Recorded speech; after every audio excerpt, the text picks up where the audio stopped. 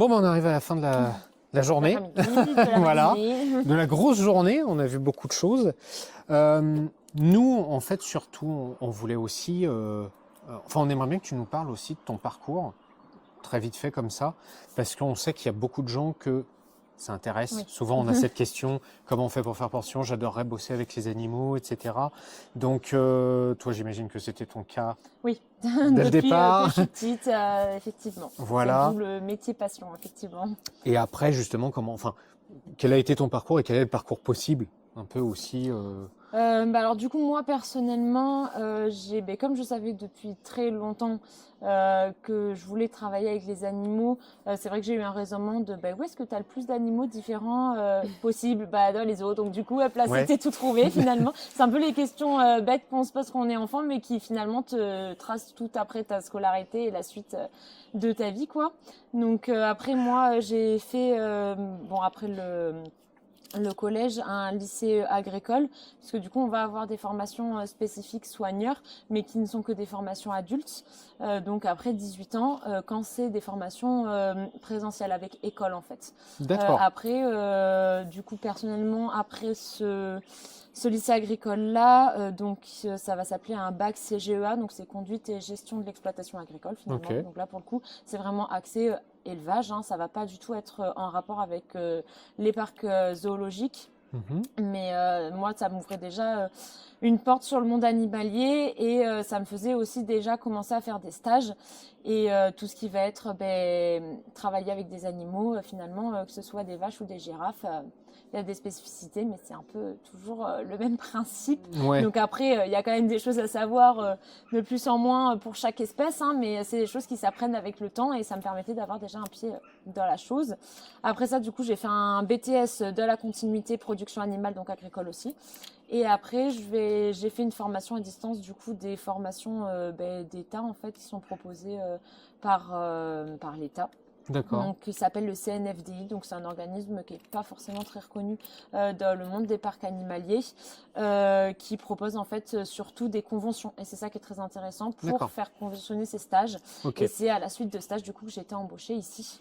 Hmm. Donc après, vous allez avoir différents parcours. Donc il va y avoir des écoles spécifiques soigneurs. Donc en France, il y en a 4 grosses. Donc vous allez avoir Vendôme, Gramat, Carquefou et La Roche-sur-Yon. Il y en a des plus petites comme sur Île-Comtal par exemple. Et après, on va avoir tout ce qui est formation à distance, type IFSA ou Fauna Formation, qui sont des formations à distance pour tout ce qui est métier animalier. Pas forcément D'accord. que Ok. les zoos. Il y a tous les autres métiers animaliers en formation à distance sur ces organismes-là.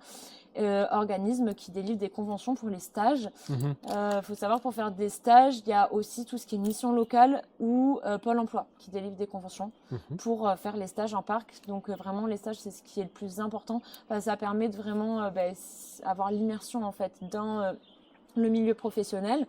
Donc tout ce qui va être théorique, c'est très cool de le savoir, mais quand on est confronté à certaines situations, faut avoir l'expérience de pouvoir y répondre. La théorie, c'est quelque chose sur laquelle on va se baser, c'est sur quoi on s'appuie, mais après l'expérience directement sur le terrain est aussi voire plus important que ce côté-là qui peut être de toute façon enrichi tout au long de sa vie finalement.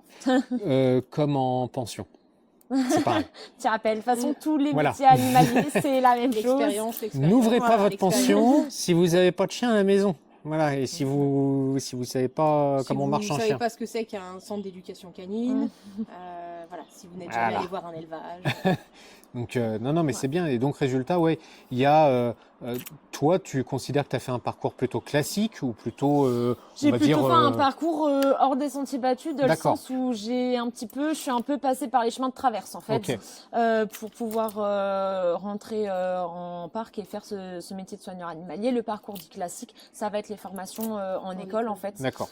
Et après, on fait sa formation adulte donc en école, qui peut être soit une formation en présentiel. Donc à l'école, absolument, comme quand on est au lycée, au collège, etc., avec des stages, soit une formation sous forme de contrat de professionnalisation, pardon.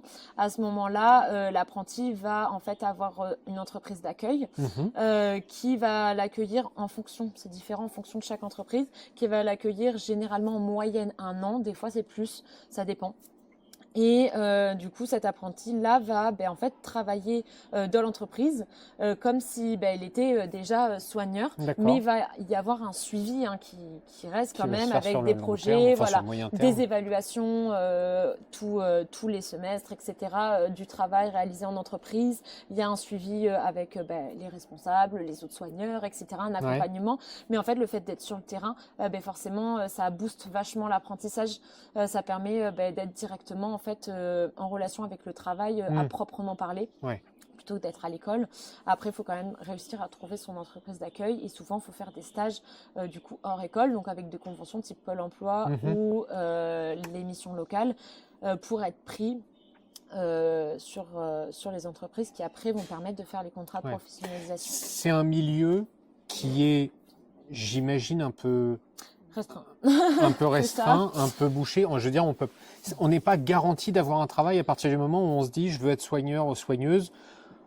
C'est pas garanti qu'on arrive quelque part à la fin, quoi. C'est ça, Voilà. donc c'est un milieu effectivement qui est assez fermé, d'autant plus qu'il y a beaucoup de monde avec tout ce qui va être en fait les émissions qu'on peut voir à la télé, tout ce qui va être du coup la médiatisation de certains parcs, etc. Ça donne envie parce que les animaux, il y a plein de gens qui aiment ça. Donc ça donne envie de travailler avec, mais il faut quand même se rendre compte que c'est un métier qui est quand même assez dur parce qu'il est très physique, parce qu'on est tout le temps dehors, qu'il pleuve, qu'il vente, qu'il fasse froid, qu'il fasse chaud. On est avec de la vie, on travaille avec du vivant, donc il y a des animaux qui naissent, il y a des animaux qui sont mignons, mais des fois il y en a aussi qui décèdent malheureusement et c'est jamais un plaisir.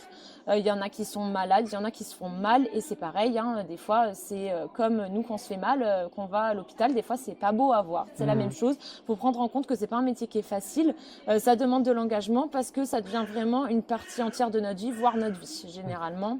Donc c'est quelque chose qui est vraiment qui doit être une passion à la base. Après, rien n'est impossible tant que la motivation suit. C'est vraiment la chose principale pour réussir à travailler en parc. C'est être motivé, jamais lâcher, jamais baisser les bras. Ouais. C'est marrant parce que, on l'a déjà dit tout à l'heure en off, mais tout ce que tu viens de dire, On pourrait le dire avec nos Mais De c'est toute surtout façon, c'est la même chose. on a fait finalement. on a fait un live il n'y a pas très longtemps où on faisait des questions-réponses avec les gens qui nous suivent. Et je pense que la phrase que tu as fait, je crois qu'on l'a dit réellement. Je crois qu'on a vraiment. Ça fait rêver, dans nos vidéos, ça fait rêver, mais c'est pas la réalité. Et il y a l'envers du décor qui est beaucoup moins glamour, effectivement. Voilà, et effectivement, on a toute la journée les mains dans le caca, on peut le dire. Donc vous pouvez salir les mains. C'est dit au moins. Ça sent pas très bon. On a vu aujourd'hui, il y a certains animaux qui sentent plus fort que d'autres, on va dire. Donc faut le supporter aussi. Donc effectivement, c'est faut prendre en compte tout ce qui va à côté et qu'on voit souvent à la télé, etc. C'est très idéalisé, très romantisé. Limite, des fois, c'est à la limite du mensonge, parfois. Donc, mais de toute façon, tous les animaux, tous les métiers qui comprennent des animaux, ça va être, il va y avoir tous les points positifs liés aux animaux, mais aussi tous les côtés qui sont de l'entretien finalement et qui sont extrêmement importants à prendre en compte puisque notre métier à nous, c'est quand même d'apporter les meilleures conditions de vie possibles à nos animaux en respectant leur bien-être et leurs besoins. Donc en fait, on se plie en quatre pour eux, que ça soit plaisant ou pas pour nous, on doit quand même le faire pour eux finalement. Et même si on n'a pas envie de se lever un jour pour aller s'en occuper, en fait, les animaux, ils mangent tous les jours. Et ils salissent tous les jours. Donc quoi qu'il arrive, tous les jours, il faut qu'il y ait des gens pour s'occuper d'eux. Très bien. Dernier petit truc aussi, vous nous avez pas demandé de le dire, mais on peut le dire aussi. Quasiment tout ce que nous, on a fait aujourd'hui, les gens peuvent venir le faire, pas forcément avec toi, mais en soigneur d'un jour, c'est ça? C'est ça. En fait, on va proposer une gamme d'activités, on appelle ça. Donc on va avoir des activités exactement soigneurs d'un jour qui permettent en fait de venir avec un soigneur sur une matinée, une après-midi de en fait voir un petit peu quel est notre métier finalement. Donc on va avoir des petits nettoyages que vous avez fait aussi par exemple.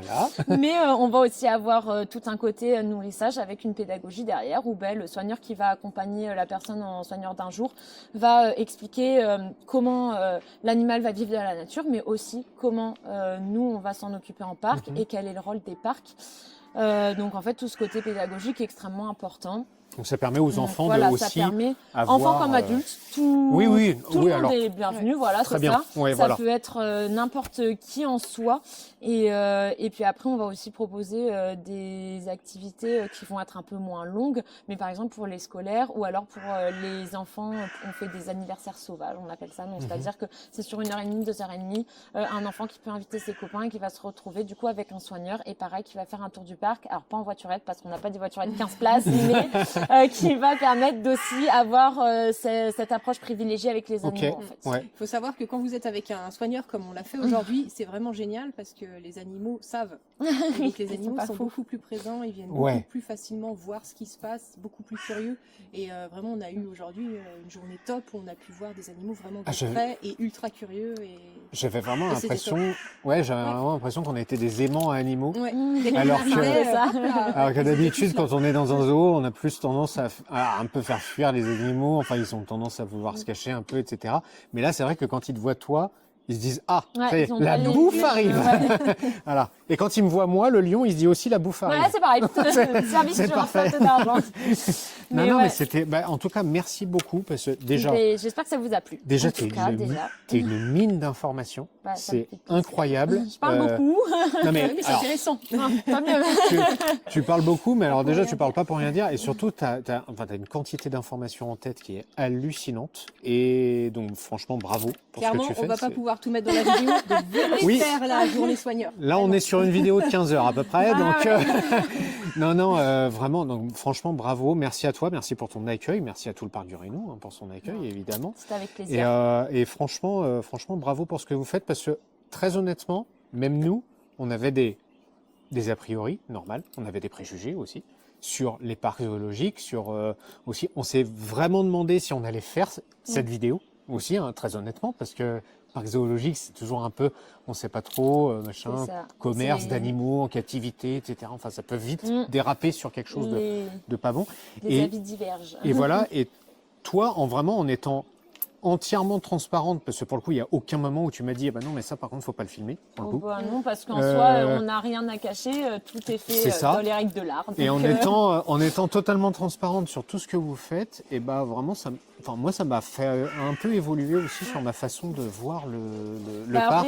C'est aussi le rôle des parcs, comme je te disais tout à l'heure, c'est de faire changer les mentalités et d'expliquer que, certes, il y a maintenant de nombreuses années, les zoos, c'était pas glorieux, clairement, au tout début. C'était comme les cirques, comme ça, c'était que du spectacle. Et en fait, les mentalités ont quand même évolué. On n'est pas resté enfermé dans ce processus de montrer des animaux à des gens. C'est pas ça le but des parcs. Là, il n'y a vraiment aucun animal qui est utilisé pour le show. Ah non.